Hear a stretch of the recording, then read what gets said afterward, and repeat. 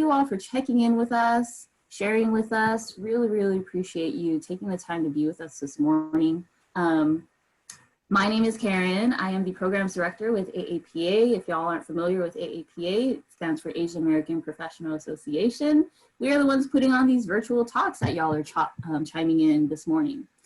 So again, just quick logistics. You have your, once you pop in, you're automatically on mute. We'll have a Q&A session if you're feeling bold and you do want to share. You'll have the option to unmute yourself and share your question. For the most part, you can pop in or save your questions, table them till the end when we do have our Q&A, so we can give time and space to the speakers that we have today, because we have such great content for you today. It's going to be amazing. I mean, I might be a little biased, but it's going to be amazing. But so I'm just going to do a quick little run through of what our agenda looks like today. Let me make sure. Oh, there we go. So welcome, y'all. Here we are. And yeah, if y'all aren't familiar with AAPA, we're amazing. We're a nonprofit. There's pretty much only 2 people that run the place. Just kidding. We also have our amazing volunteers and our mentors. But yeah, we have 3 main programs. Our mentorship program, which is a year-long program. We provide one-on-one mentoring. We have an amazing network of mentors in all different industries. And we essentially provide professional leadership training for minorities. And we're bringing you these idea talks, which we just launched because of the pandemic. And it has really, been such an eye-opener and a connection. And, we feel just very, very humbled to be part of this community that we're trying to bring visibility to. So that's one program. The other one we have is a board leadership program, which is a 6-month leadership training for to prepare you to be a board member on a nonprofit board. So that's really interesting. And essentially it creates a pipeline of minorities to sit on a nonprofit board. And then we have our Toastmasters chapter, which helps you with your public speaking skills. So thank you all for joining us. For folks that are popping in late, we're just doing intros right now. And then this is a collaboration. So today's talk, we're collaborating with NAAAP, so the National Association, sorry, I always mess this up, but I'm gonna introduce the president. We have too many acronyms sometimes and I'm a little nervous, so that's why I'm talking really fast. But I will go ahead and pass the mic to Lance, who will go ahead and introduce NAAAP to us. So Lance, take it away for a second. Sure, good morning. Thank you everybody for being here and supporting this event. So as Karen said, my name is Lance Hong. I'm the president for the National Association of Asian American Professionals. Try saying that 3 times fast. So we are a nonprofit, all-volunteer organization. We have 30 chapters all around North America, and a few chapters in Canada as well, and 1 in China. And our focus is primarily on leadership and professional development, as well as community service. So we are really excited for you guys to join us today. We have a great program for you. And if you have any questions, feel free to contact us. Check out our website, lax.naap.org. Thank you very much, and I'll pass it back to Karen. Amazing. Thank you, Lance. I know that's why we have acronyms. There's just way too many words to say in one mouthful.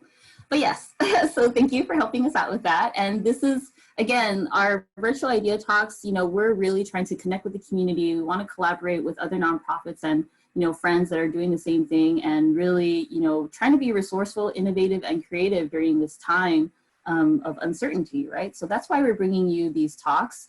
I'm going to go ahead and give the floor to our speakers. I want to go ahead and introduce our panelists speakers today. This is pretty much our agenda: welcome, intro, panelists, and again we have a Q&A at the end, so if you want to table the questions, you can go ahead and do that. And I'll go ahead and stop sharing screen so y'all can see what's going on. And then you also have a speaker view and a gallery view for those folks who haven't joined in on Zoom before. So speaker view, since I'm talking, I'm going to be all up in your screen right now. You're just going to see me. But if you want a gallery view, where it looks like we're the Brady Bunch, you can click on gallery view, and then we'll have all the screens, you know, all over the place, and we're a little grid, and we look like one big happy family, because we are. But yeah, so today, our speakers, we're going to be talking about, we're going to hear from professionals talk about how they're standing tall for their teams, like what they're doing to lead the path right now for their team in this pandemic. And our first speaker and moderator is a strategy consultant and founder of Leadership Savvy, Julie Truong. And then we have our second speaker, who's a co-founder of teamCFO, Carrie. And then our third speaker is our lead branch manager at US Bank, Joanna Ho. So these amazing professionals are going to have this amazing content for us for the next half hour or so. And remember, if you want to chime in, you can by giving us a reaction. So again, like I mentioned on the toolbar, you have a little like happy face with a plus, there's a reaction there. If one of the speakers says something that really resonates with you, you can give them applause, which is the hand clap, or you can give them a thumbs up. And if you have questions, table those questions for our Q&A. And so when we share questions, we can put it in the chat, which we'll read at the end during our Q&A session, or you can, again, during our Q&A session, unmute yourself and then share your question. So at this time, I want to go ahead and pass the mic to our moderator and speaker, Julie Truong. And remember, you are automatically on mute until you speak. So I am unmuted, and I'm going to share my screen so that everybody can see this part of the presentation.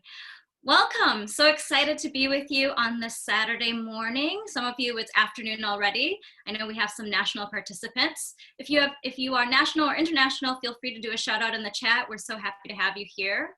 I also have a number of friends and families on this call. So COVID has really brought us closer together, and I've met so many new people as well. So thank you, AAPA and NAAAP, for bringing us all closer together. I'm excited specifically about this session.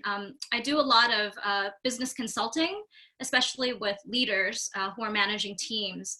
And I think this session is really going to be an interesting one for you, because we'll talk about how to strategize around making some decisions to help our teams be better leaders. But we also brought in two really great guest speakers. Carrie Hitting from teamCFO. She not only has the finance CFO background, but also is the president and co-founder of her company. So I'm excited to have her speak about her experience as a C-suite leader herself, and then with the many clients that she works with. And similarly, Joanna Ho is somebody who really brings experience from the banking field. And we know they've played such a vital role to help businesses of all sizes during this time. But she herself is a lead branch manager. So to hear examples from her experience of how she's helping her teams adjust to this new environment, as well as how they're responding to the businesses that they work with, we've got a really exciting group of speakers today. So for this particular section, it'll take about 25 to 30 minutes, and we're going to explore 4 different topics. First of all, tips for managing this changed workforce. Second, we'll talk about how do we really partner with our staff so that we're not problem solving alone. A lot of times staff actually during times of change or crisis, they might get scared for a bit, but ultimately they want to help be part of the solution. So we're going to hear examples of how teams are doing that. They're kind of coming together to co-design solutions. And then third, we're going to look at some innovations that are happening because of these very unconventional times. And finally, there's a lot of movement around going back to this new normal, or opening up businesses again. And what will our teams look like? What will services look like? Things will not go back to fully normal for a while. So we'll talk a bit about planning amidst this uncertainty. So the first topic of managing a displaced workforce, I wanted to start with a couple of grounding numbers so we get a sense of where we were, where we are, and where we're about to go to. So before COVID started, about 56% of jobs were considered partially remote compatible. And when employees were asked, would you prefer a job that had a remote option, 80%, so the majority of employees would love some sort of remote option, full-time, part-time, some of that flexibility. So Right now, about 37% of jobs could be fully remote, and because of COVID, about 1/3 of them are. So a lot of employees or industries had said, oh, we could never go remote, but organizations are really biting the bullet and trying to figure out how do we maintain our workforce, even if they have to be remote. And this is a big jump. So prior to COVID, only 4% of employees were fully remote. So this is a big jump. And we do see that employers are struggling. About 70% of them have said they're struggling with this transition, either moving employees remote, or we've also had different kinds of transition during COVID. Some of you actually still are operating some storefronts, right? Or you might be in an emergency service that is on the front lines. US Bank, they're going to share about how they've had to change some of their hours and help their employees be safer, as well as their customers if they have to do any face-to-face interactions. So it looks quite different. Some of my clients have had to furlough or lay off their staff fully, partially, and then have some of the kind of difficult conversations around how many to bring back now that PPP funding has come through for some of them. So there are lots of different things that us as team leaders, as business owners have to grapple with during this time. And it feels like every day, every week, there are different new pieces of information that we are trying to kind of sift through and make sound decisions. So today, the webinar, I'm not here to reiterate that this is tough work, right? We all know that, and we're being resilient, but we want you to be able to hear from some other examples and stories of what businesses are doing to try and really be the best that they can be for the future of their own business, for their teams, and for themselves too, because we have to be we have to stay strong for our teams, and there's a lot that teamCFO and US Bank are doing to be able to manage themselves and their team well. Finally, I thought this was a really interesting data point. Post-COVID, it is estimated that 25% of the workforce, now remember only 4% previously were fully remote, but it's estimated that about a quarter of jobs, right? And that employers will start thinking and be open to having some sort of partially remote work option. Employees and professionals, they've gotten a taste of working from home. And it did take some adjustment. Some folks are totally exhausted from Zoom meetings, face-to-face meetings on the camera. I understand that. But many of us have gotten a taste of that and are now asking about, will there be opportunities to continue working remotely? So a heads up that we are estimating that the workforce will partially be shifted to having more remote options. And it is a preference of employees, but also is a potential cost savings, because now you might not have to manage as many workspaces. Previous to COVID, it was estimated about 50% of desks were left empty during the day anyways, because 50% of employees just weren't using their desk half the day. So there's some cost savings that could be had there.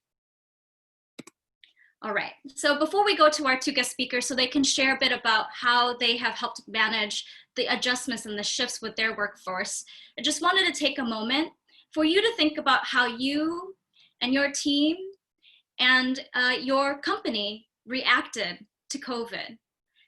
There's kind of three reactions that I saw with the clients that I was working with. A, play it safe, right? This will probably be temporary. It might not be that big of an issue. We have some reserves. Let's just maybe make some decisions about staffing, cut some of our staff right now, but let's not shift our services too much. We've got a good product here. We just need to wait it out. Second, maybe let's take a more measured approach. If we are moving online, what can we do, right? Maybe your organization was considering some opportunities, but also not just diving right in and completely overhauling your business model. Then three, we have those who are very opportunistic, right? Or trying to leverage this very strange time. And actually, I say that in a positive way, that some companies that I've worked with, they would tell me, oh, in 3 to 5 years, we'll go remote. We'll hire staff that will help us become digital. We'll hire staff that will help us go national. But because of COVID, I'm actually seeing them pivot immediately right now to a new business strategy, a new product delivery model.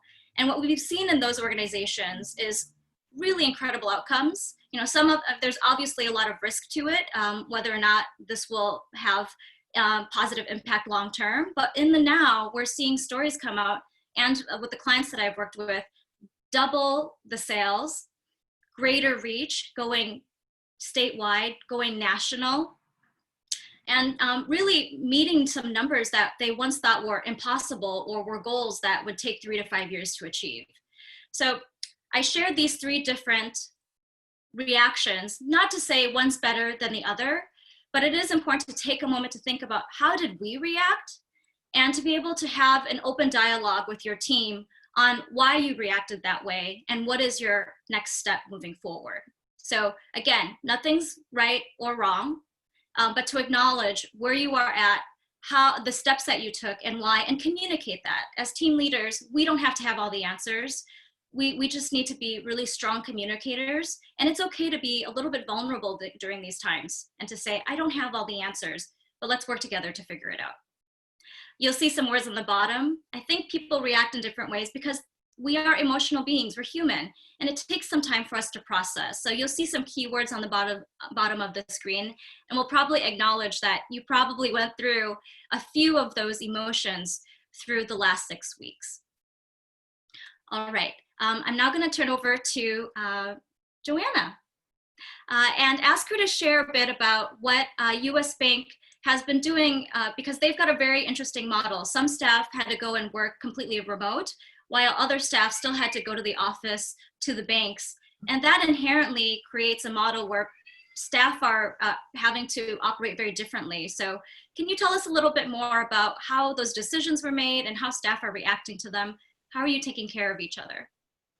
Yeah, thank you, Julie. You brought up a lot of great points. Right now, we are facing interesting time where we are more reactive than proactive. I'm sure a lot of you guys, game plan for 2020, had all these great ideas, wanted to implement everything, comparing 2019 to 2020, everything went out the door right as the COVID pandemic came across. But as leaders in our workplace, we have to set the tone and establish a positive mindset, because there's a lot of unknown out there. We don't have all the answers, as you just mentioned. The key factor is how we impact the response is through employee engagement. It sounds more simple than that, but I believe that employee engagement is really going to help us drive that, that unknown feeling that we're facing today. There's a lot of communication, a lot of information that's being communicated to us on a daily basis. But some things that US Bank has been doing is that they've implemented changes through the response of COVID, such as an increase in pay, a premium pay of 20% of all frontline employees. So all the critical staffs that are helping the customers on a daily basis are getting additional 20%. And also, you mentioned earlier that we have reduced hours for branches. So typically we do close at 7, but now we're closing at 4, and we close down a lot of branches that doesn't have any banded barriers for the protection of our customers and our employees. But the main thing is that we have to have a clear understanding that we are essential workers for the bank, and our bankers are working diligently for outreach. However, for myself, I've been away from my own team for almost a month and a half now. And I have to say it's been very difficult for me, because I'm used to everyday human connection and contact. So having that shift 180 to not seeing my team, it's been challenging. So what I've been doing to help maintain that level of engagement is through what everyone else has been implementing, is everything virtual. So through US Bank, we use something called WebEx, which is very similar to Zoom. So I've been doing virtual coachings, and also for us to be adjusting to this new normal, we have to be creative on how we connect with our employees now. So just a couple weeks ago, I set up a Zoom meeting with my bankers after hours, because I just miss seeing their faces. I'm just so used to seeing them on Monday through Friday, and just chit-chatting and just updating each other on our lives and stuff. So we had like a 2-hour Zoom meeting, and we just talked about what's been happening in our personal lives. But I've been setting up 15-minute touch points with my team on a weekly basis, just so I can give them updates on what's happening with US Bank. But since my branch happened closed just this past Tuesday, I had invited my bankers with the proper PPE and social distancing. I did surprise my banker for her birthday. Since my branch is closed, I decked out the whole branch, and I brought portals for them. I catered lunch, and we just spent time together for an hour or so. And we also made calls that day too. So made it productive yet fun for them, just so that they can get out of the branch. So that was really nice. I just miss seeing them in person, and we were able to connect with one another. But my objective of doing all this is just to continue to connect with my bankers, because I know that I'm still keeping them as a focus on their development, because right now with everything going on, it's so easy for us to, I'll take care of that later. COVID's happening. Let's just be sensitive. Right now, I realize that this is the new normal and we have to adjust to the times. So if we're going to keep putting off their development, putting off that engagement, they're going to slowly be disengaged and not want to work for us anymore. So in order for us to continue our plan, we have to adjust to whatever goals that we had placed in the beginning of the year, make those small tweaks, and just continue that high level engagement. So, we can still keep them not in a displaced workplace anymore. So that's some of the things that I've been doing through US Bank. Great. Thank you so much, Joanna. I really love that personal touch that you are bringing to caring for your staff. I know you admitted that at the beginning it felt very reactive, and I'm sure so many of us can relate to that.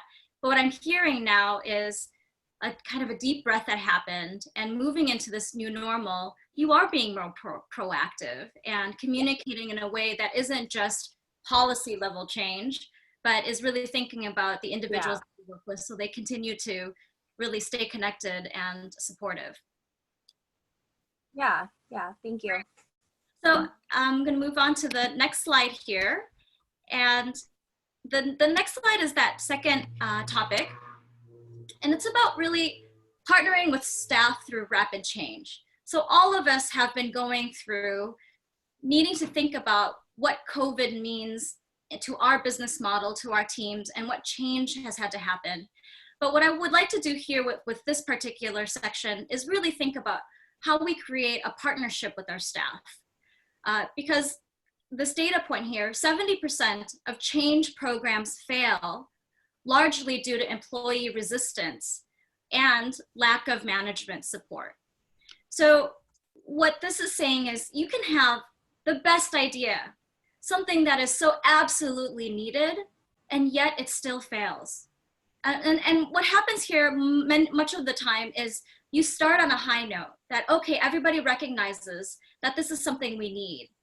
But in between, there's some holes that starts to poke through, and usually it's around communication, it's around decision making. It's about, are we still on the same page?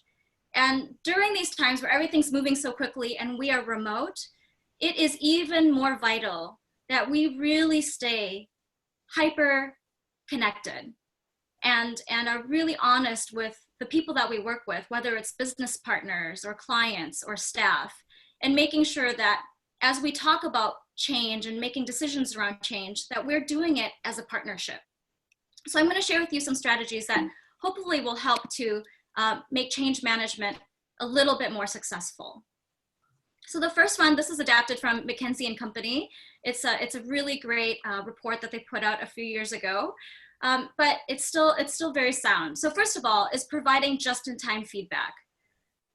I myself, as I'm working with clients, wanted to give each of them, 1, 2, or 3 weeks to kind of settle in and figure out what they would have to adjust and help them kind of move their employees to either laid off status or changing their work environment or working remotely. There was just a lot of adjustment. But during this change, it's actually more important that we provide more just-in-time feedback, that we don't wait the entire month before we reconnect and have a meeting. Being more intentional about checking in on a regular basis and saying, yes, that direction works. Oh, I'm loving where we're going. Or wait, I have a question around that. Why did we make that decision? So during these times, being more open to asking more of those questions, because there's so many more assumptions that happen when we're not seeing each other face to face, right? And that people already have this sense of heightened anxiety. So there's these assumptions that maybe we're not aligned. So the only way to really kind of tackle that is making sure that we're providing each other this just-in-time feedback and just checking in, that regular check-in. I always say in the supervisor trainings is if you check in regularly, then folks know that that's just part of how you operate as a manager. But if you check in only when there are problems, that's going to be a problem, right? Because people will not be excited to see your number on that phone, or when you schedule that unexpected Zoom meeting, they might think, oh no, what's happening now? So make it kind of part of your practice as a supervisor. Second is personalize the experience, which we already heard Joanna give an example about, but everyone is dealing with this differently. I was just working with another client who actually will be opening in 2 weeks. They're kind of part of an essential service and in a state where things are opening up a little quicker. And when they had to bring back, you know, it's a smaller firm, about 12 of their staff, instead of just doing a blanket, congratulations, we're opening in 2 weeks. This CEO called every single one of her employees and had a personal conversation on how are they feeling right now? What equipment would they need to be able to feel safe and protected from COVID as best as they can? Like what supplies should they order? And finally, what hours would make the most sense so that they could feel like they're not working too many hours and putting themselves at risk, but also being able to be there for their families. So really proud of that CEO for going the extra mile to make each staff feel cared for. Third, I really like this one. This is sidestepping hierarchy. That things that used to be bureaucratic, that during change, you might just want to kind of throw that out the window for a little bit and think more about who would be the best person to help us manage this. So that's kind of where what sidestepping hierarchy is referring to. Fourth is building empathy. So, and having a shared purpose. So again, it's not business as usual. So it's great to have a plan, to have all the tactics in order. But again, we're managing people, and it's requiring us to really know where we are at. I know a very high performing manager who works very long hours, making sure all of her employees are working remotely well. But she is so burnt out. She's on the brink of quitting. And so it's so important right now that you show empathy and allow your staff to be vulnerable because you don't want to lose your best employees. And my favorite one is actually having a shared purpose. When times are really tough, knowing that you're not just doing this because it's a job, and knowing that you guys are working through this and weathering this because there's this shared mission, a shared purpose for why us being able to work together well is so important, right? Whether that's your business mission, service to your clients, that's a shared purpose. Take a moment to remind you and your team about that shared purpose. It isn't just a crisis management, that there's a bigger purpose behind why we need to weather this crisis. And finally, demonstrate progress. Another example is just celebrate. Find those little wins and benchmarks and celebrate them with each other so that you can feel those wins despite some of this uncertainty. So I'm now going to turn it over to Carrie Hitting and ask her how she and her clients, any examples of really staff coming together to best support each other and work in a partnership during this period. Thanks, Carrie. Oh, we're going to unmute you. Give us 1 second.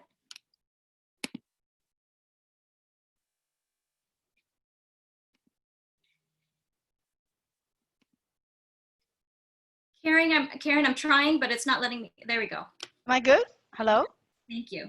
Okay, great. Well, good afternoon, or actually still good morning. First, I want to thank you, everyone on the phone joining this session of this really a good topic discussion in this time. And I sincerely hope that I can be helpful once I sharing my experience and thoughts. So to start, I am a CPA and teamCFO I started about 18 years ago. our focus is to work with CEOs, privately owned businesses, and help them use financial data to drive business decisions, and as a result, improve the bottom line and long-term value of the business. So besides running teamCFO, we have a team of about 15 accountants, and we work with about 30 companies, ranging from 5 to 100 employees. So I remember that very clearly, that it was within 2 to 3 days that every client of ours, one by one, is changing to remote operations. So it moved really, really fast. So for businesses that are more tech savvy with a strong IT backup, was able to work more effectively immediately. Some of the businesses that are not as technically savvy or have strong IT ends up have staff remotely, but stay at home, but not able to really produce and work, for, I would say, at least a week to 2 weeks effectively. So I think that's sort of on a company level. And because we manage finances, we have made a lot of changes with our clients, where we are using technology, bank payments, Dropbox, electronic billing, so a lot of technical apps and tools that we have to use VPN into the client to continue to operate. So managing change, and businesses do have to adopt. So there are clients that actually have to move to different accounting software like QuickBooks Online, just to be able to accommodate this rapid change. On a more personal level, I think as a manager, I have to adjust and be more thoughtful about how to work with my team.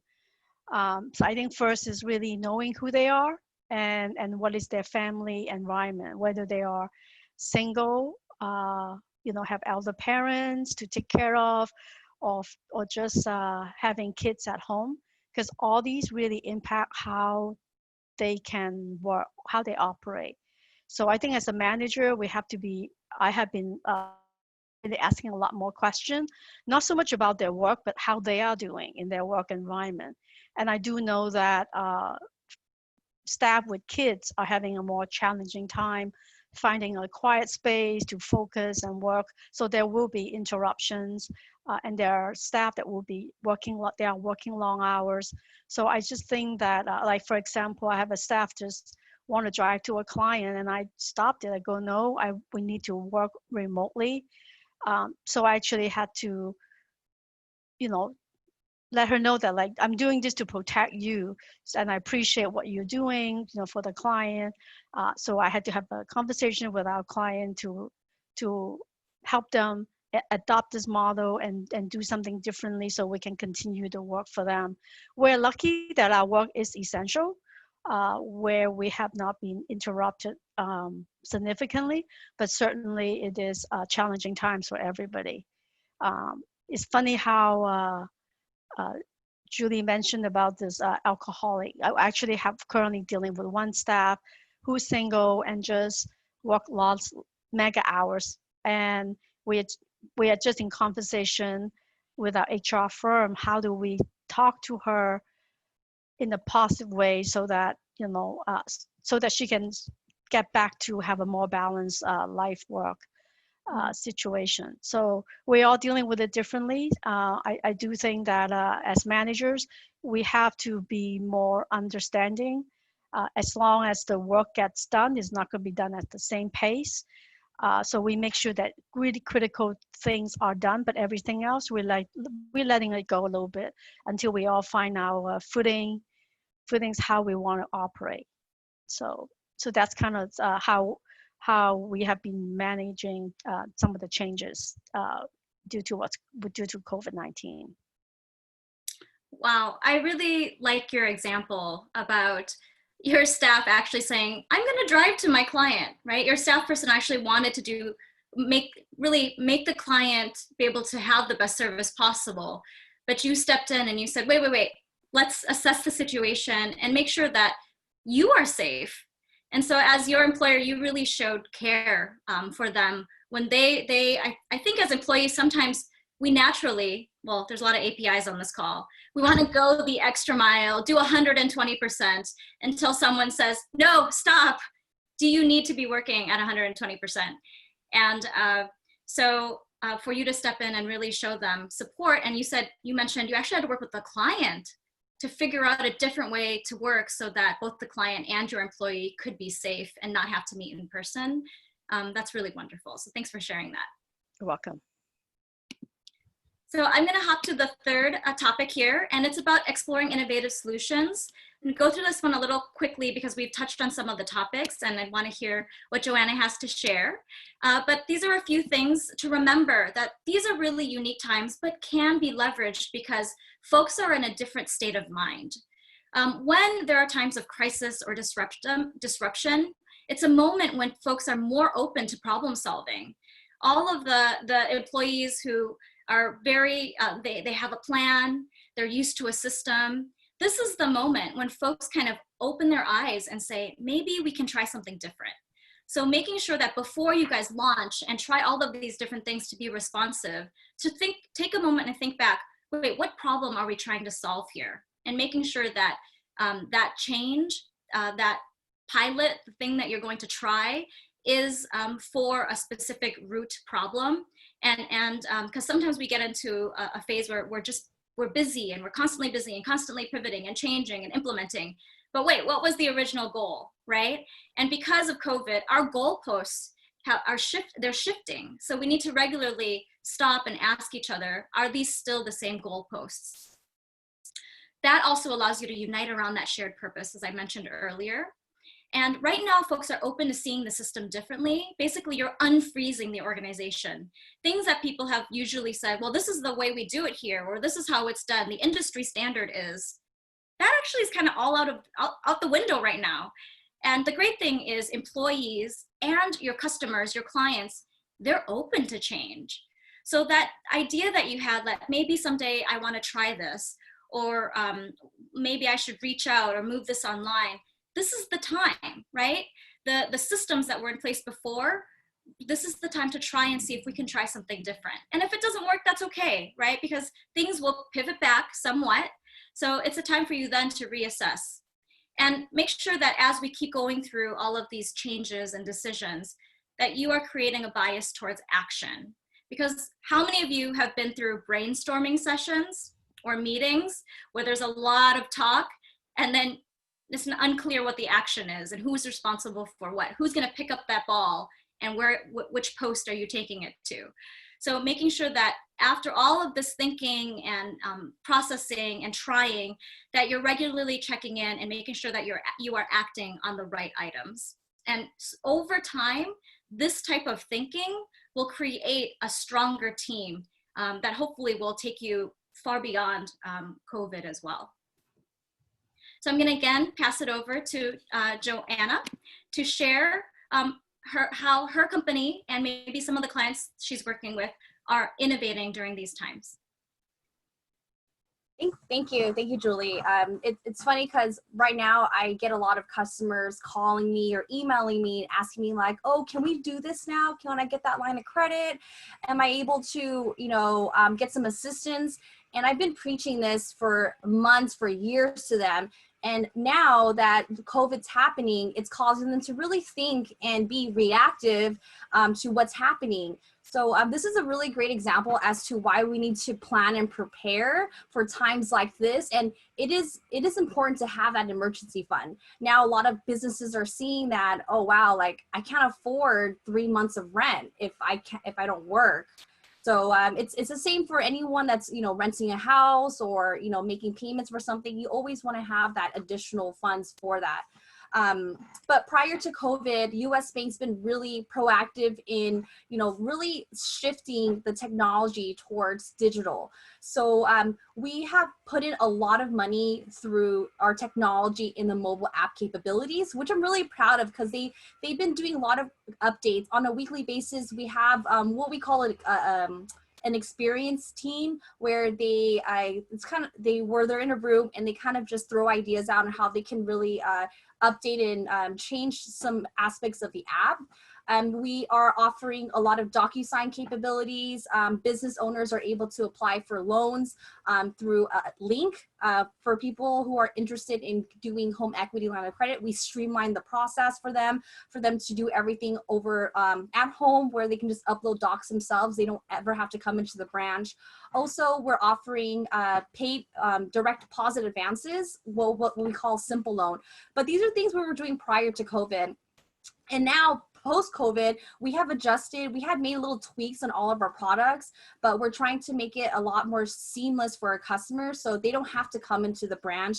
We've seen a surge in mobile app logins from 3 months ago till now. And it's really crazy to see how now people are forced to use a mobile app, and now that they have to use it, they're not coming to the branches as often. But this makes us think that we have to start changing our business model. So since our branches are closed, US Bank's thinking, do we need to keep these branches open? Do we need to convert the way we are doing business? So there's a lot of talks as to what's going to happen in the next few months once everything starts calming down. If we are going to go through the brick and mortar type of branches.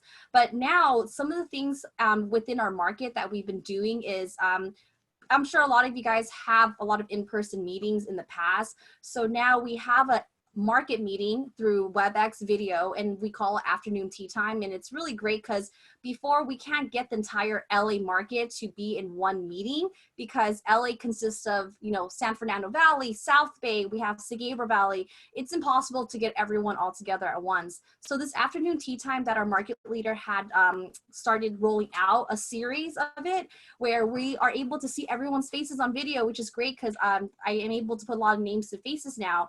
And each week, each district is responsible in putting out a call and really be creative with the content. So I really enjoyed those videos. Another thing that we've been innovating to help our community is through supporting local businesses. So we have a marketing team who had put together a list of US Bank customers who bank with us. So now we're able to cater lunch from these businesses. And there was an instance where we bought enough, we catered lunch enough to pay for one business's payroll for a whole week.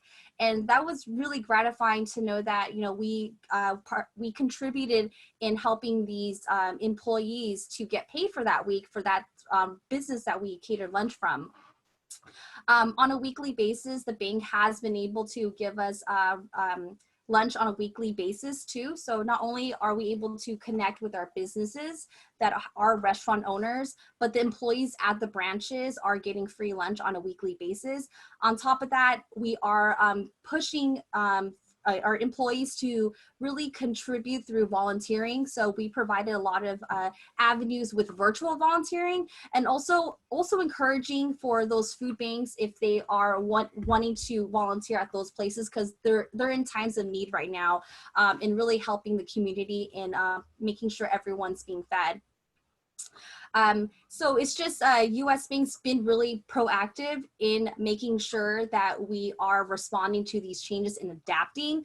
There's more changes to come. I can't wait to see what they have planned for the next year. But I have to say that US Bank's been really good to us as far as making sure that we are safe and making sure that we have jobs and we are getting paid still. So it's unfortunate for a lot of other industries and companies, they don't have the luxury of that. But I'm so glad to work for a company that is ensuring that we're being taken care of.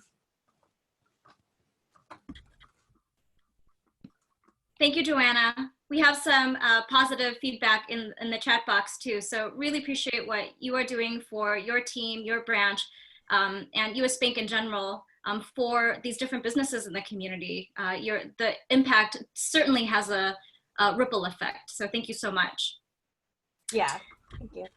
The group, we are at our last topic here, and it is planning amidst uncertainty. We are quickly approaching a period of starting to think about how to bring businesses back into service And it will look very different for every single business in terms of what that will look like.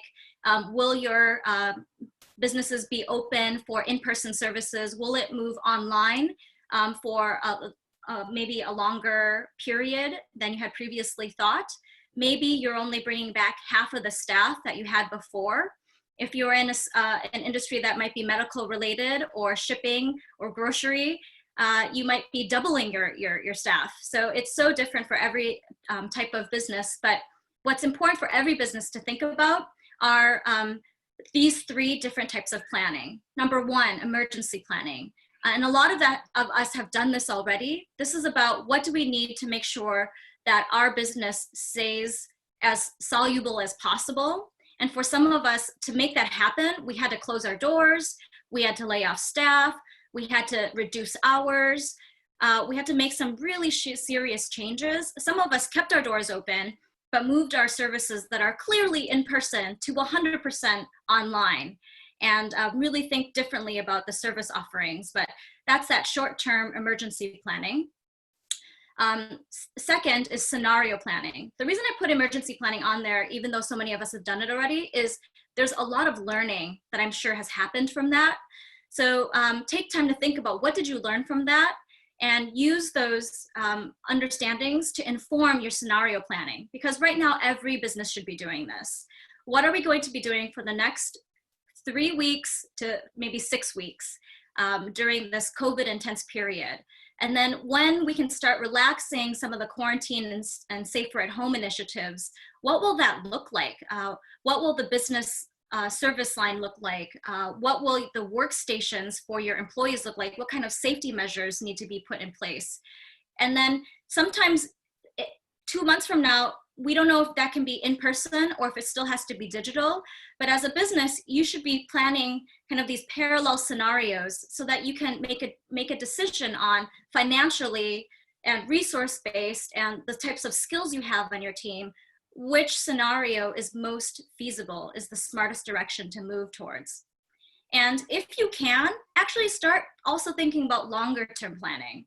So if you know you're trying to get to this goal a year from now, 18 months from now, 2 or 3 years from now, are there steps that you could take right now as you are scenario planning to help think about how does this potentially impact or maybe allows me to test the waters for that future version of what our company could be? And no matter what kind of planning that you're about to embark on, a big reminder is go back to your values as a company. Why do you exist? What are you trying to achieve? What do you want to be known for? And so starting there and then moving out from that to say, what does the market need and want? And how can we best serve that need? But always going back to kind of the core of who you are and why you existed provides you that heart, that mission that will allow you as a business owner, as a team leader, and as employees to get behind something that really is meaningful. Because employees of today, that's really what they want out of their job. It's not just about salary. I'm gonna go to, I believe, okay, the next slide. It's not just about salary, it's also about thinking, where's my career going longer term? So as much as businesses are planning, individuals are also planning their careers. So I'm going to turn it over to Carrie to share a couple of examples, but I also wanted to mention here that we haven't spoken as much about folks who have lost their jobs. That could be a completely different seminar. And I'm a career coach myself, so I see some of the comments and folks kind of acknowledging that there's a whole group of people, a huge amount of people who have lost their jobs. And for those who haven't lost our jobs, a lot of folks have reached out to me and said they feel career unstable or they feel lost. Like this is a moment where they want to rethink their careers. So I just wanted to acknowledge that there is a huge population that that is what mode they're in right now. And that if you or someone else you know really needs a career coach, or please feel free to reach out to me or reach out to some of your other colleagues who can help you think about your career. So Carrie, thinking about future planning, what tips do you have for us as you think about your own firm and as you work with your clients? Yes, great. So I would just talk about from a business perspective and what we are doing. It's no secret that all the businesses with the finance team is really we are doing crisis financial management for all our clients. And what that means is we don't worry about the financials, we don't worry about the budget. We are really focusing on managing cash and doing cash flow projections for the next 6 to 12 months. And it does matter what business you're in, what industry you're in, because I think clearly some businesses will ride it out and some will be in trouble. And as always, companies that are better, that are less leveraged with more, I would say more reserves is doing better than others. So for our clients is business by business. We are doing cash flow projection for them for sure. We're doing 12 months. We are assuming things don't get better in 12 months. So what is the worst case scenario? How are we going to make it work?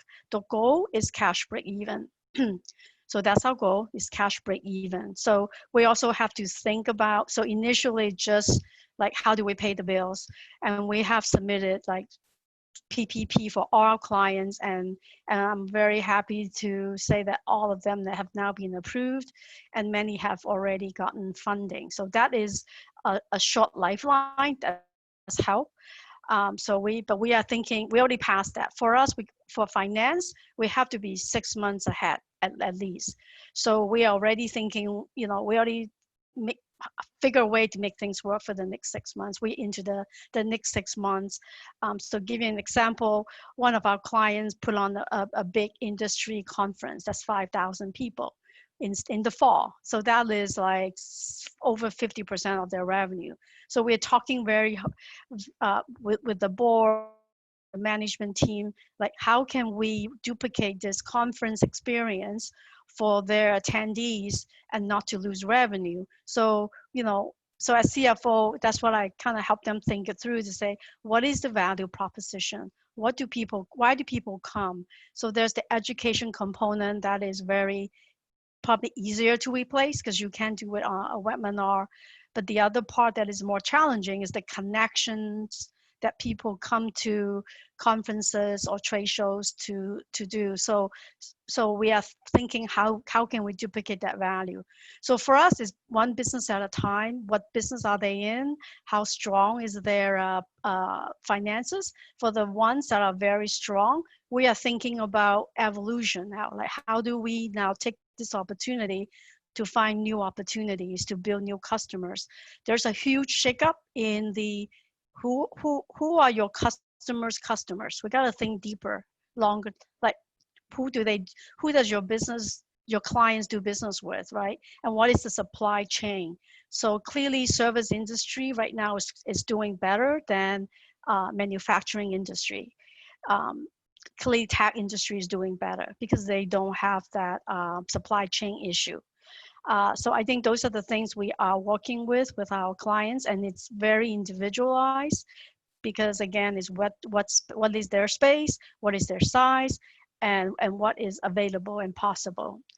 On a macro level, I think everybody will agree that, if you're in a non-essential business, you're going to have a much longer recovering period, and some won't make it. It is very clear that remote, as you said, Julie, is here to stay. So all businesses are going to have to figure out how to adapt to this remote operations with some with some on-site meetings, because at the end of the day, people do business with people they like, and Zoom that face-to-face contact that you can read people much better. And also in terms of the manufacturing, I am quite sure that the just-in-time inventory concept is going to be shaken and changed on some level, because again, without supply, I have clients that sell products to Walmart, and guess what? Majority of their products comes from China. So we all have to rethink. Every business have to rethink. In a way, I think it's positive, because there's nothing like this that can force every business for survival and for long term to rethink how they do it. And I do think at the other end will come up stronger and better. On the personal level for employees, there is articles out there to say what do companies look for in a remote employee.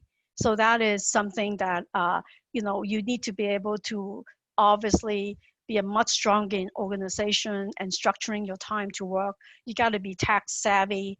You have to be able to, if you are working for a company, I would say it's very important for you to take the effort to contact your manager and touch base, let them know how you're doing, what's going on, so it's not a one-way street. So I think employees with those skill set will be more desirable. So I think those are things that every one of us or every one of you should really think about. So that's kind of my 2 cents in the long-term, short-term future in the business. Thank you. I appreciate that you brought it from the employer perspective, but also what the employee can do. So thank you so much. And just the last slide, if you want to take a screenshot of it or a photo, has all of our contact information. Just wanted to note that I'm happy to provide the first 3 people that email me a free business coaching session. So just email me and let me know what you're thinking about, what you're grappling with. And all of these people on this webinar today are amazing resources. So please do reach out. And hand it back over to Karen.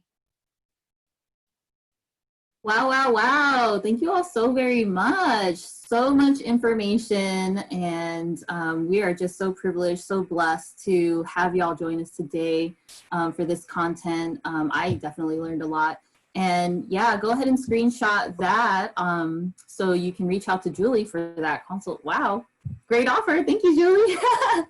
But I'll also be sharing some resources. So we're running a little bit over time, but I do want to give space for y'all, if you are willing to stick it out with us, for some Q&A. So I know that some folks had popped in some questions, and thank you so much, Joanne, and the other speakers for answering those as we were going along.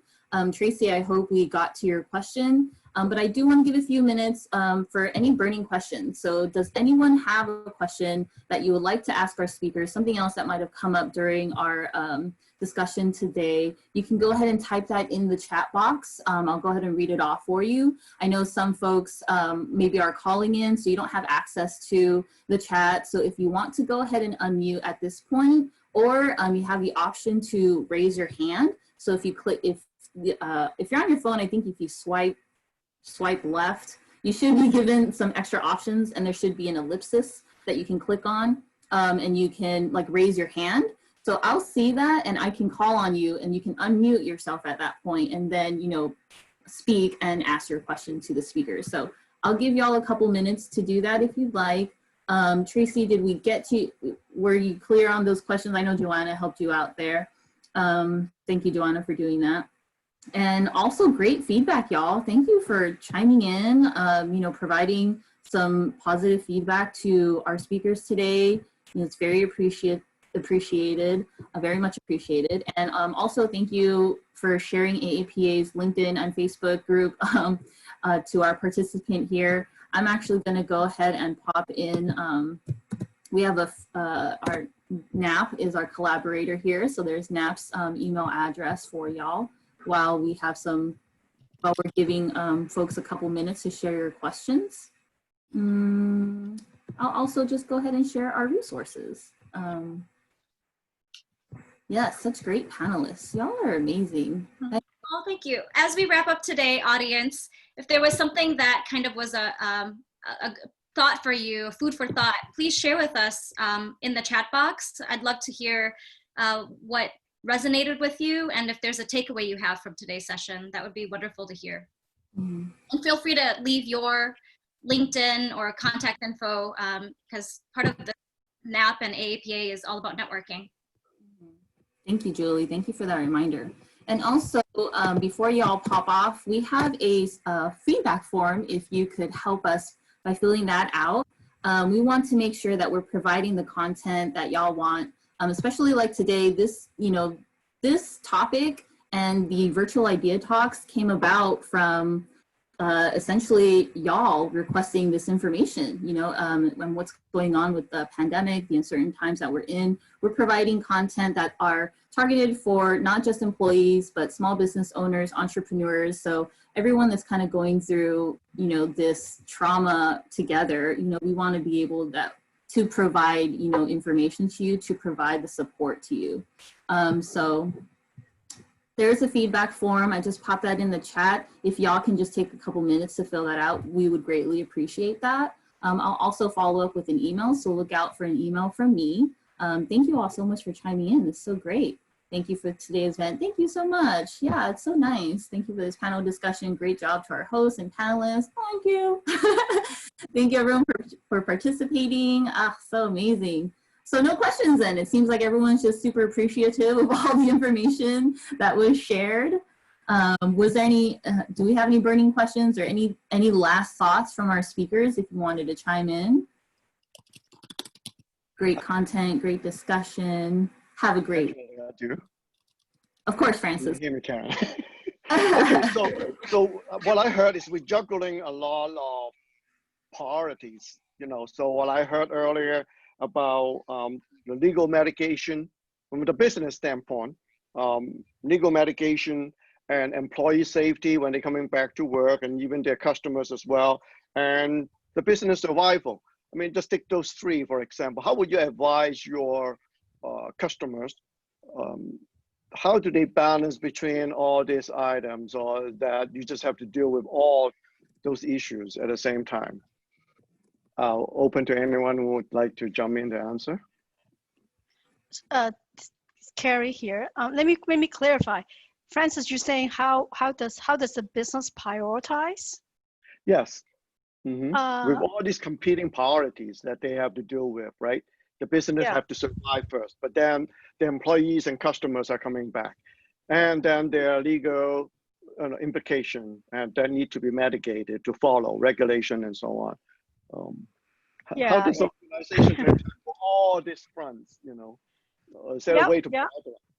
Yeah, there is no doubt businesses are in crisis mode. As you said, Francis, it's just really one day at a time, one issue at a time, right? So all the legislation, you know, all the policies changes. I mean, I don't know, you all know, but LA City Council and state is very busy.